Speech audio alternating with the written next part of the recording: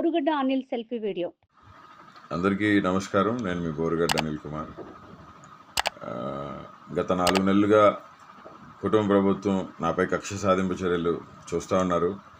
ఫిబ్రవరి 14వ తారీఖు interim bail మీద నేను బయటికి రావడం జరిగింది. ఇది వివరణ ఎందుకంటే గత రాత్రి నుంచి ఇవాళ నాకు అనంతపురం బెయిల్ వచ్చే తరుణంలో మళ్ళీ నాకు బెయిల్ రాకుండా చేసేదానికి కుటుంబ ప్రభుత్వం పనిన కుట్ర ఇది. దళితున్నైన నన్ను చిత్రహింసలు పెట్టారు. 3rd డిగ్రీ ఇచ్చారు కర్నూలులో. నా వెన్నుపూస L4 బోన్ ఫ్రాక్చర్ అయింది. నా testis right side blood clot అయింది గుట్కాలతో తనటం వల్ల.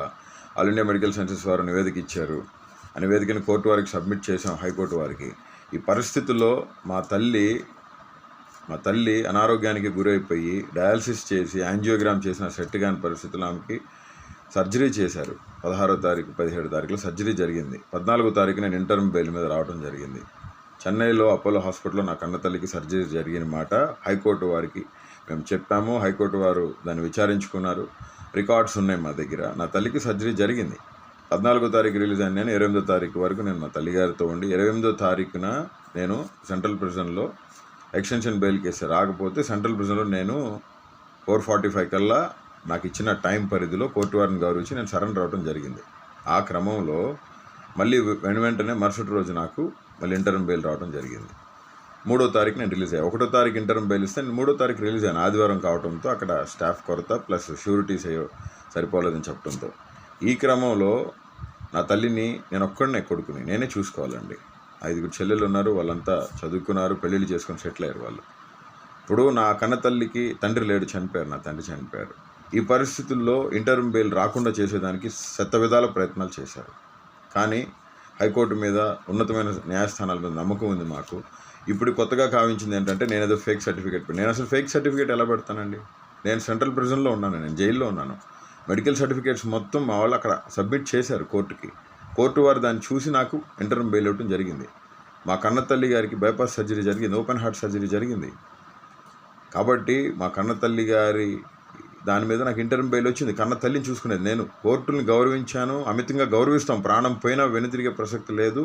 కోర్టులకే, కోర్టు మాటలకే, కోర్టు న్యాయమూర్తుల మాటలకే కట్టుబడి ఉంటాం. బాబాసాహెబ్ అంబేద్కర్ వారసుడిగా, దళితుడిగా, నేను ఒక లా చేసిన స్టూడెంట్గా నేను మీకు అందరికీ విన్నవించుకుంటుంది ఒకటే, నన్ను ఇబ్బంది పెట్టి నాకు బెయిల్స్ రాకుండా నన్ను పర్మనెంట్గా జైల్లో ఉంచాలని చెప్పి కూటమి ప్రభుత్వం, నారా లోకేష్ గారు, పవన్ కళ్యాణ్ గారు, చంద్రబాబు నాయుడు గారు చేస్తూ ఉన్నారు.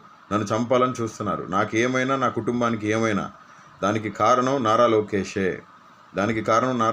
చంద్రబాబు నాయుడు, పవన్ కళ్యాణే. మరొకసారి తెలియజేస్తూ నేను ఇంటర్మ్ బెయిల్ మీద ఉన్నాను. నా కన్న తల్లిని చూసేవాళ్ళు ఎవరు లేరండి. మాకు దిక్కెవరు లేరు. దేవుడే మాకు దిక్కు. జగన్మోహన్ రెడ్డి గారే ఏదైనా, కన్న తండ్రి అయినా తల్లి అయినా, వైఎస్ఆర్సీపీ పార్టీ జగన్మోహన్ రెడ్డి గారే మా తండ్రి లాంటి వ్యక్తి. కాబట్టి గతంలో జరిగిన పరిణామాలకి, ఇప్పుడు జరిగిన పరిణామాలకి మీరు చూస్తూ ఉన్నారు. ఎవరెవరిని ఎంతమందిని తీసుకెళ్ళి లోపలేస్తున్నారో. దయచేసి కోర్టు మీద అమితమైన గౌరవం ఉంది. నా మీద తప్పుడు ఆరోపణలు చేస్తున్నారని నేను ఈ వీడియో రిలీజ్ చేస్తూ ఉన్నాను. కంటతడి పెట్టుకుంటూ నేను ఈ వీడియో రిలీజ్ చేస్తున్నానండి. ఈ పరిస్థితులు పగడికి కూడా రాకూడదని చెప్పి. నా కన్న తల్లికి ఓపెన్ హార్ట్ సర్జరీ అయిందండి. నా కన్న తల్లి దిగులుతో, మనోవేదంతో ఆవిడ స్టిచెస్ కూడా విప్పించుకోలేని పరిస్థితి. నన్ను చూసిన తర్వాతే ఆవిడ స్టిచెస్ అనేవి విప్పించుకోవడం జరిగింది. ఆవిడ ఇప్పుడిప్పుడే కోలుకుంటా ఉన్నారు. నా కన్న తల్లికి నా అవసరం ఉందండి. నా మాతృమూర్తికి నా అవసరం ఉంది, నాకు జన్మనిచ్చిన తల్లి. కాబట్టి కోర్టు వారు దీన్ని పరిగణలోకి తీసుకొని న్యాయం చేయాలని, మెడికల్ రికార్డ్స్ మొత్తం కూడా నా తల్లికి సర్జరీ జరిగిన మాట వాస్తవం, నా తల్లి మనోవేదంతో ఉన్నమాట వాస్తవం, నా తల్లికి నా అవసరం ఉన్నమాట వాస్తవం. హ్యుమానిటేరియన్ గ్రౌండ్స్లో కోర్టు వారు అన్ని రికార్డ్స్ పరిశీలించి నాకు ఇంటర్మ్ బెయిల్ ఇవ్వడం జరిగింది. దీన్ని తప్పుదోవ పట్టించడానికి ఆంధ్రప్రదేశ్ పోలీస్ యంత్రాంగం మొత్తం ట్రై చేస్తూ ఉంది.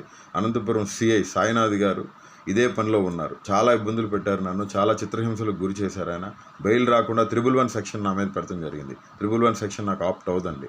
As per the given constitutional rule నాకు అసలు ఆప్ట్ అవునే అవుతుంది. దయతో కోర్టు వారు కూడా దీన్ని పరిగణలోకి తీసుకొని, నేను ఎటువంటి తప్పు చేయలేదండి. నేను ఎటువంటి తప్పు చేసినా కానీ మీరు ఏం చెప్తే నేను చేసేదానికి సిద్ధంగా ఉన్నానని చెప్పి తెలియచేస్తూ, నా తల్లి దగ్గర నేను ఉండటం జరిగింది. నా కన్న తల్లి చెన్నైలో నేను ఉండి మా అమ్మని చూసుకుంటా ఉన్నాను. కాబట్టి ఈ పరిస్థితుల నుంచి మీరు దయచేసి అందరూ కూడా ఈ పరిస్థితులు ఎవరికి రాకూడదండి. నేను మనస్ఫూర్తిగా కోరుతున్న పగలొక్కటి పరిస్థితులు రాకూడదని చెప్పి తెలియజేస్తూ, మా మీద, నా కుటుంబం మీద చంపాలనే ప్రయత్నాలు ఉన్నాయి. దానికి కారణం నారా లోకేష్, చంద్రబాబు నాయుడు గారు, పవన్ కళ్యాణ్ గారే, కుటుంబ ప్రభుత్వం. నాకేమైనా అయినా, నా బిడ్డలకి ఏమైనా అయినా, నా భార్యకి ఏమైనా అయినా, నా అమ్మ నా కన్నతల్లికి చెల్లెలకి ఏమైనా అయినా దానికి సంపూర్ణ జవాబుదారి కానీ దానికి కారకులు కానీ చంద్రబాబు నాయుడు గారు, ఆయన కొడుకు నారా లోకేష్, రెడ్ బుక్ రాజ్యాంగం అధినేత ఆయన ప్లస్ పవన్ కళ్యాణ్ గారని మనస్ఫూర్తిగా తెలియజేస్తూ, కోర్టు ధిక్కరణ ఎప్పుడు బోరుగడ్డ అనిల్ కుమార్ చేయడండి. అవసరమైతే ప్రాణం వదిలేస్తాను. కోర్టు ధిక్కరణ చేసే వ్యక్తిని కాదు. నా మనుషులను కూడా టార్గెట్ చేసి నాకు ఎవరు సాయం చేయకుండా ఉండాలని చెప్పి వాళ్ళ ప్రయత్నం ఇది. దయతో కోర్టు వారు కూడా పరిశీలించి ఈ తప్పుడు ఆరోపణలన్నిటిని కూడా కొట్టివేయాలని చెప్పి, నా కన్నతల్లిని చూసుకునేదానికి అవకాశం కల్పించాలని చెప్పి మనస్ఫూర్తిగా కోరుకుంటూ నేను మీ బోరుగడ్డ అనిల్ కుమార్. Thank you.